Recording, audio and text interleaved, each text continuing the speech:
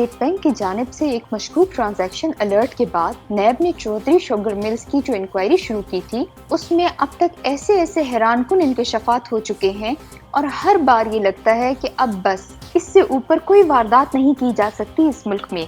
मगर मजीद दस्तावेजात देखें तो मालूम होता है कि नहीं जनाब, फिल्म अभी बाकी है। हुदैबिया पेपर मिल स्कैंडल तो बंद हो चुका, सुप्रीम कोर्ट ने भी इस करप्शन की एक अजीम दास्तान जिसमें तमाम गवाह और सबूत मौजूद थे को बंद करने का हुक्म दिया। इससे पहले परवेज मुशर्रफ ने एक डील के तहत इस इंक्वायरी को बंद कर दिया था। मगर अब नैब के बकौल जहां हुदैबिया स्कैंडल खत्म होता है वहां चौधरी शुगर मिल्स की कहानी शुरू होती है और इस कहानी में बहुत कुछ है। इससे पहले हम जिक्र कर चुके हैं कि किस तरह शरीफ खानदान ने अपने ही कजन्स को इस मिल से जालसाजी से बाहर किया, किस तरह फ्रंट कंपनियों जैसा कि पंजाब कारपेट वगैरह को इस्तेमाल करके सरकारी कर्जे हासिल करके गबन किया गया और बाद में वो कर्जे माफ करवा लिए गए। इस शुगर मिल में गैर मुल्कियों को सरमायाकार जाहिर किया गया। एक फ्रंट ऑफशोर कंपनी चैदरून जर्सी को सामने लाकर कर्जा हासिल करने का ड्रामा किया गया और फिर इसी कर्ज को वापस करने के बहाने $20 मिलियन इस मुल्क से बाहर एक ऑफशोर कंपनी में भिजवा दिए गए। बोगस सरमायाकार, बोगस कर्जे, बोगस फ्रंट कंपनियां, ये है कहानी चौधरी शुगर मिल्स की। जब ये मिल बनाई गई तो उस वक्त हुकूमत किसकी थी? ये सवाल अब भी बहुत अहम है कि नैब के बकौल इस मिल में इस किस्म की मनी लॉन्ड्रिंग और गबन किए गए हैं कि इस इंक्वायरी को मिल के बनने के साथ ही शुरू कर देना चाहिए था। मगर शायद पाकिस्तान के तमाम इदारे भी उस वक्त इस मिल के प्रोजेक्ट को कामयाबी से हमकिनार करवाना चाह रहे थे, जैसा कि आजकल की हुकूमत भी फरमा रही है कि कारोबारी हजरात को खुली छुट्टी दी जाए, सरकारी अफसरान इनको कुछ ना कहे। मगर चौधरी शुगर मिल्स के इस स्कैंडल को देख के आपको अंदाजा होता है कि किस तरह इस मुल्क के सरकारी मुलाजमीन ने दरखास्त मिलने के बावजूद कोई एक्शन न लिया। बैंकों ने तमाम असूलों को बालाए ताक रखते हुए कर्जे फराहम किए, रियासती इदारे इन सब से आंखें बंद किए रहे और इस मिल के जरिए मनी लॉन्ड्रिंग और करप्शन का बाजार गर्म किया रखा। नैब जराये के मुताबिक तमाम दस्तावेजात और सबूत इस तरफ इशारा करते हैं कि इस स्कैंडल के मरकजी मुलजिम नवाज शरीफ हैं। नैब ने 24 नवंबर 2018 को इस मिल की इंक्वायरी शुरू की और 1 साल 2 माह में इसकी तहकीकात में बहुत सी पेशरफ्त हो चुकी है। हजारों सफहात पर मुश्तमिल दस्तावेजात नैब की तहवील में आ चुके हैं और नैब के मुताबिक हर सफा एक नई दास्तान का सरे वर्क साबित हो रहा है।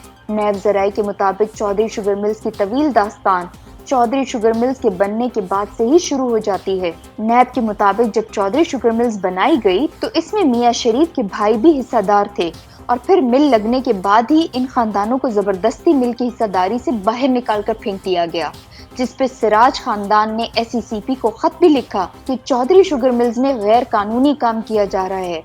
नैब जराये का कहना है कि चौधरी शुगर मिल्स के माली दस्तावेजात का जायजा लेने के बाद ये बात सामने आती है कि चौधरी शुगर मिल्स ने इस अरसे में गैर मामूली तरक्की की। ये साल हैं 1992, 1998 और फिर साल 2008 के बाद का अरसा। इन तमाम अरसों में नैब के मुताबिक चौधरी शुगर मिल्स ने गैर मामूली तौर पर तरक्की की, सरमायाकारी हासिल की, माल बनाया और खूब कमाया। नैब के मुताबिक ये तमाम वो वक्त है जब नवाज शरीफ वजीर आजम और शहबाज शरीफ पंजाब के वजीर आला थे। नैब जराये का ये भी कहना है कि बैरून मुल्क से मशकूक सरमायाकारी भी इस मिल में सिर्फ तभी आई जब शरीफ खानदान हुकूमत में था, मां सवाई 1 साल 2001 के, जब 2 ट्रांजैक्शंस के जरिए रकूम चौधरी शुगर मिल्स में आई। नैब के मुताबिक नवाज शरीफ ने साल 1991 में 1.3 मिलियन रुपए के असासजात जाहिर किए थे, जबकि मरियम नवाज ने 1.4 मिलियन रुपए के असासजात जाहिर किए। हसन, हुसैन नवाज, शहबाज शरीफ और यूसुफ अब्बास ने कोई असासजात जाहिर नहीं किए। नवाज शरीफ ने वाजिबाना से इनकम टैक्स अदा किया। नैब के मुताबिक इन हालात से जाहिर होता है कि 1991 में शरीफ खानदान की माली हैसियत ऐसी ना थी कि मिल लगाई जा सकती। नैब के मुताबिक 5 अगस्त 1991 को 0.5 मिलियन रुपए की कलील रकम से चौधरी शुगर मिल्स की बुनियाद रखी गई। उस वक्त इस मिल में ज्यादा हिस्सा शरीफ खानदान के कजन्स के थे, यानी मियां शरीफ के भाइयों के खानदान के। 30 सितंबर 1991 को कंपनी के कुल असासजात 19.8 मिलियन रुपए जाहिर किए गए और इसकी क्रशिंग की इस्तेदाद 6000 मेट्रिक टन गन्ना रोजाना की बताई गई। उस वक्त इस मिल के 40% हिस्से अब्बास शरीफ के नाम पर थे, जबकि जावेद शफी, خالد سراج، ریاض معراج، غنی سراج، شاہد شفیع اور اعجاز معراج کے نام 10% فی بندہ شیئر کے تھے، یعنی 60% مل میاں شریف کے مختلف بھائیوں اور ان کی اولاد کے نام تھی۔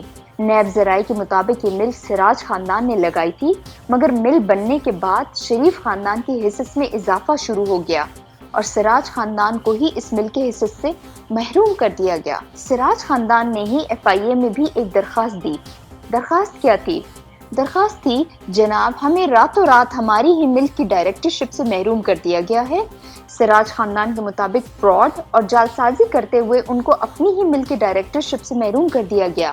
نہ ہی ان کو اس بارے میں معلوم تھا، نہ ہی انہوں نے استعفیٰ دیا اور نہ ہی ان سے پوچھا گیا۔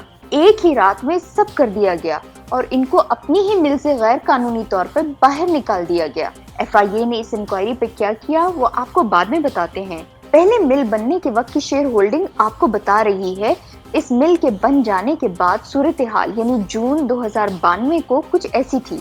میاں نواز شریف 5%، شمیم اختر 5%، کلثوم نواز 6%، حسین نواز 6%، حسن نواز 6%، مریم نواز 6%، اسما نواز 6%، شہباز شریف 4%، نصرت شہباز 4%، حمزہ شہباز 4%، سلمان شہباز 4%، عائشہ شہباز 4%، جویریہ شہباز 4%، رابعہ شہباز 4%، عباس شریف 5%، ماہبہ عباس 5%، یوسف عباس 5%، عزیز عباس 5%، سائرہ عباس 5%، سلمہ عباس 5%۔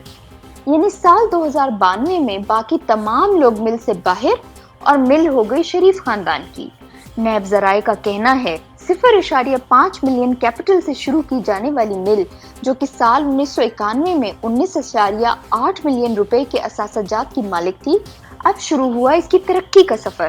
شراکت دار مل سے باہر، مل کے تمام شیئر شریف خاندان میں بٹ چکے۔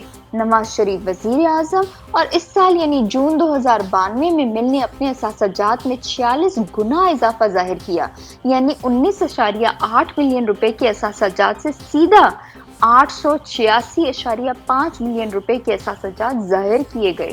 صرف یہی نہیں، 0.5 ملین روپے کی پیڈ اپ کیپٹل کی صورتحال تبدیل ہو چکی تھی اور اس ملک کا پیڈ اپ کیپٹل تھا 144 ملین روپے، اور نیب کے مطابق فائنینشل کرائمز یعنی مالی جرم اس اضافے اور ترقی کی سب سے بڑی وجہ تھی، جس کا کسی ادارے نے نوٹس تک نہیں لیا۔ 30 ستمبر 1991 کو شہباز شریف المعروف پنجاب سپیڈ صاحب اس مل کے CEO بن چکے تھے۔ اگر آپ مل لگتے وقت کی صورتحال دیکھیں تو شیئر ہولڈرز میں شہباز شریف کا نام تک نظر نہیں آتا، مگر چلے بن گئے۔ اس کے بعد باری آتی ہے حکمران خاندان کی ایک اور چشم چراغ مریم نواز، جی ہاں، جن کی لندن میں تو کیا پاکستان میں بھی کوئی جائیداد نہیں ہے۔ تو جناب 30 مارچ 1995 کو مریم نواز چودھری شوگر ملز کی CEO بن گئی۔ مریم نواز نے دوران حراست نیب کو بتایا کہ وہ چودھری شوگر ملز کے متعلق کسی بھی معاملے سے آگاہ نہیں، مگر وہ CEO بھی رہیں۔ سال 2019 میں دوران حراست اور خواتین پولیس اہلکاروں کو دار چینی والا قہوہ دینے کا مشورہ دیتی رہی کہ اس سے موٹاپا کم ہوگا اور چہرے کے جلد میں نکھار آئے گا، مگر چودھری شوگر ملز کے سوال کے جواب میں کہا کہ صرف دادا جان کو علم ہے یا عباس شریف کو، یعنی جو زندہ ہے نہیں اس کا نام دے دیا۔ مریم نواز کے بعد 1 اپریل کو حسین نواز چودھری شوگر ملز کے CEO بن گئے، وہی جن کو سب دوست اربوں کا قرضہ جدہ میں مل لگانے کے لیے دیتے ہیں اور بعد میں منی ٹریل نہیں ثابت ہو رہا ہوتا۔ حسین نواز کے بعد 2003 میں چودھری شوگر ملز کی باغ دوڑ آئی حمزہ شہباز کے ہاتھ میں۔ سراج خاندان کو جب 1992 میں مل کے حصص سے محروم کر دیا گیا تو انہوں نے SECP اور FIA کو شکایت بھیجی۔ 21 جولائی 1996 کو FIA نے کمپنی رجسٹرار آفس کو ایک خط لکھا جس میں بتایا گیا کہ میاں خالد سراج اور میاں یحییٰ سراج کا دعویٰ ہے کہ انہیں فراڈ اور جعلسازی کے ذریعے کمپنی سے باہر کیا گیا اور ان کی جگہ مریم، کلثوم، شمیم اختر، سبینہ عباس، شہباز شریف اور حسین نواز کو کمپنی کا نیا ڈائریکٹر بنا دیا گیا ہے۔ FIA کے اس خط کے جواب میں کمپنی رجسٹرار آفس نے جواب دیتے ہوئے کہا کہ اس ضمن میں کوئی درخواست موصول نہیں ہوئی کہ کمپنی کے کسی ڈائریکٹر نے استعفیٰ دیا ہے اور ان کے حصص کسی اور کو منتقل کیے گئے ہوں، مگر اس کے بعد FIA بھی خاموش ہو گئی اور مزید انکوائری نہیں ہوئی۔ یعنی پاکستان میں وزیر اعظم کی مل کی شکایت آئے تو اس انکوائری نے بند ہی ہونا تھا۔ آج بھی یہی ہو رہا ہے۔ وزیر اعظم پاکستان کے دوست زلفی بخاری کی انکوائری بند، سیاسی مخالفین کی چالو۔ اب دوبارہ شاید 20 سال کا انتظار کرنا پڑے، پھر کوئی حکمران آئے اور زلفی بخاری کی فائل کھلے گی۔ نون لیگ کا دعویٰ ہے کہ ملک کی خدمت اور ترقی میں سب سے بازی لے جا چکے ہیں۔ اس دعوے کا تو معلوم نہیں، مگر ہاں جعلی اکاؤنٹ کیسز میں وہ زرداری سے ضرور بازی لے جا چکے ہیں۔ حدیبیہ انجینئرنگ مل کیس میں شاید قوم کے سامنے پہلی بار قاضی خاندان کے جعلی اکاؤنٹ سامنے آئے تھے۔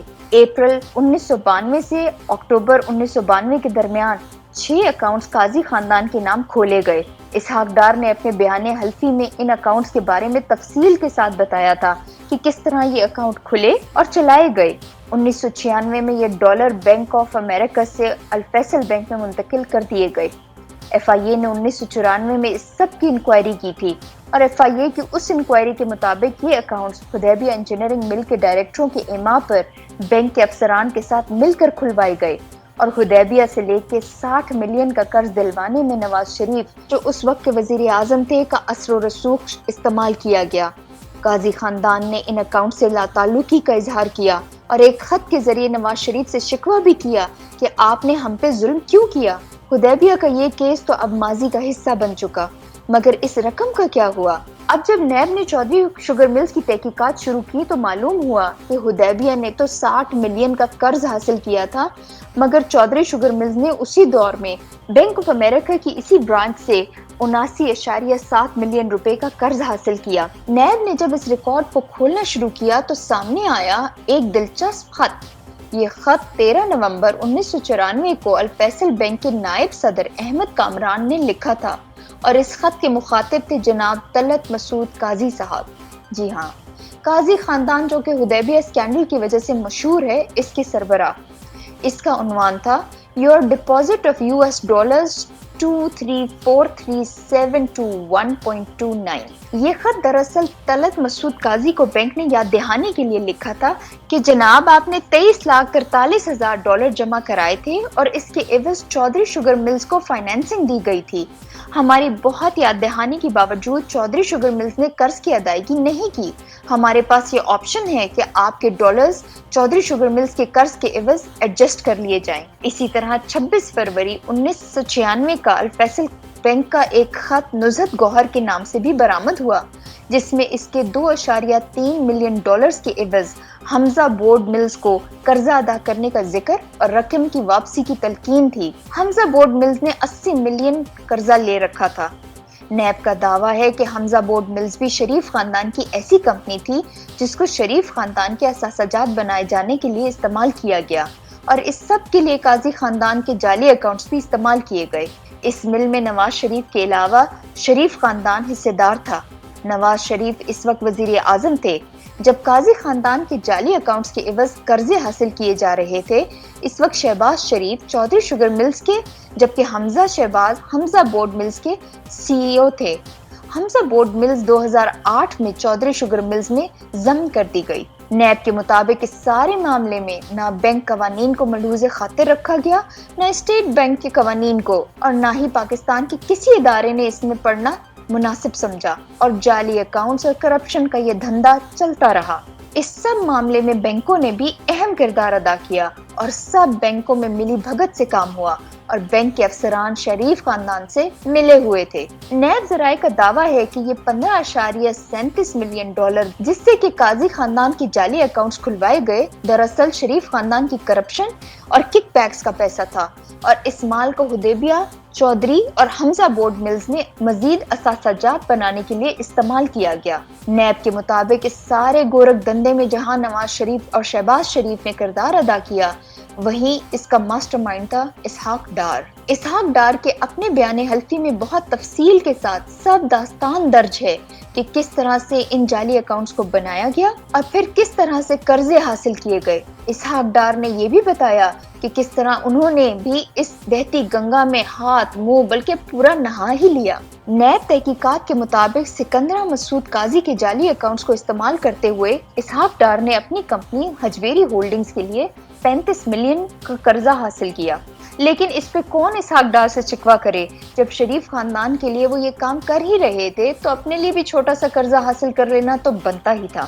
سکندرہ مسعود قاضی کے بینک اکاؤنٹس کے اوپننگ فارم سے جو پتہ درج ہے وہ 7H گلبرگ 3 کا ہے، جو کہ اسحاق ڈار کا گھر ہے۔ جس وقت یہ کام ہو رہا تھا، اسحاق ڈار صاحب بورڈ آف انویسٹمنٹ کے چیئرمین اور وزیر مملکت کا درجہ رکھتے تھے۔ نیب کے مطابق سال 1998 میں چودھری شوگر ملز نے اپنے سب قرضے ادا کیے، اسی طرح حمزہ بورڈ ملز کے قرضے بھی ادا کیے گئے، جیسا کہ 36.6 ملین روپے کا ایک قرض۔ اسی طرح فرسٹ ہجویری مداربہ نے بھی 39 ملین روپے کا قرض ادا کیا۔ 1996 میں چودھری شوگر ملز کے 44.5 ملین اور 13.5 ملین روپے کے قرض ادا کیے گئے۔ 1997 میں 94.6 ملین ادا کیا گیا اور اس سب پر لکھا تھا پرائر پیریڈ ایڈجسٹمنٹس۔ نیب ذرائع کے مطابق جب اس فراڈ کی تحقیقات شروع کی گئی تو معلوم ہوا کہ $1 والا جعلی اکاؤنٹ بند کروا کے رقم نکلوا لی گئی۔ یہ جعلی اکاؤنٹ اس وقت کے اسحاق ڈار کے ملازم اور نون لیگ کے دور کے صدر نیشنل بینک اور ڈپٹی گورنر اسٹیٹ بینک سعید احمد کے اس اکاؤنٹ سے $3.725 ملین نکلوائے گئے اور پھر بحرین کی ایک خاتون صدیقہ سعید مفقود حسین خادم کے نام سے متحدہ عرب امارات سے TT کی صورت میں پاکستان بھیج دی گئی۔ رقم باہر حوالہ اور ہنڈی کے ذریعے بھیجوائی گئی۔ ہنڈی کے ذریعے بھیجوائی گئی اس رقم کو TT کے ذریعے سرمایہ کاری ظاہر کر کے ملک واپس منگوا لیا گیا۔ 23 مارچ 1998 کو اے حسین کے نام سے لندن سے $599,982 اور صدیقہ سعید کے نام سے دبئی سے $499,982۔ 24 مارچ کو اے حسین کے نام سے لندن سے $499,982 اور 26 مارچ 1998 کو صدیقہ سعید کے نام سے دبئی سے $499,982۔ 26 مارچ کو ایک اور TT کے ذریعے دبئی سے صدیقہ سعید کے نام سے $299,982۔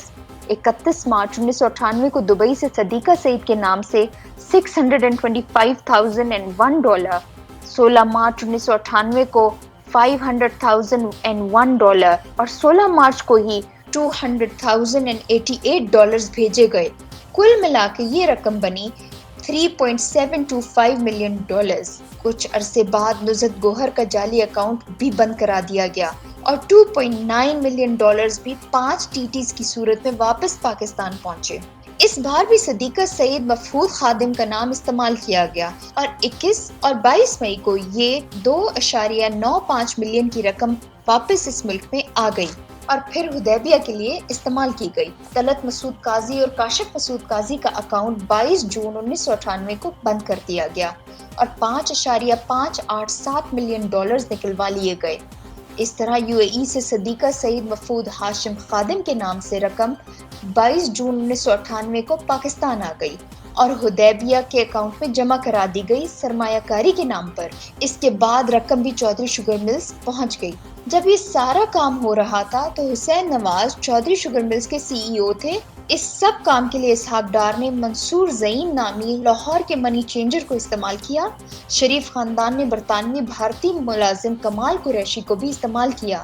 صدیقہ سعید مفقود خادم کے پاسپورٹ کی کاپی شہباز شریف نے اسحاق ڈار کو فراہم کی اور SM زیغم منی چینجرز 13/3 امتیاز پلازا مال روڈ لاہور سے TTs کی لائن لگ گئی۔ تو جہاں سے حدیبیہ کا قصہ ختم ہوا وہیں سے چودھری شوگر ملز کا قصہ شروع۔ آخر اتنی رقم نے جانا کہاں تھا؟ ایک سکینڈل سامنے آیا تو رقم گھوم گھما کر دوسری مل میں۔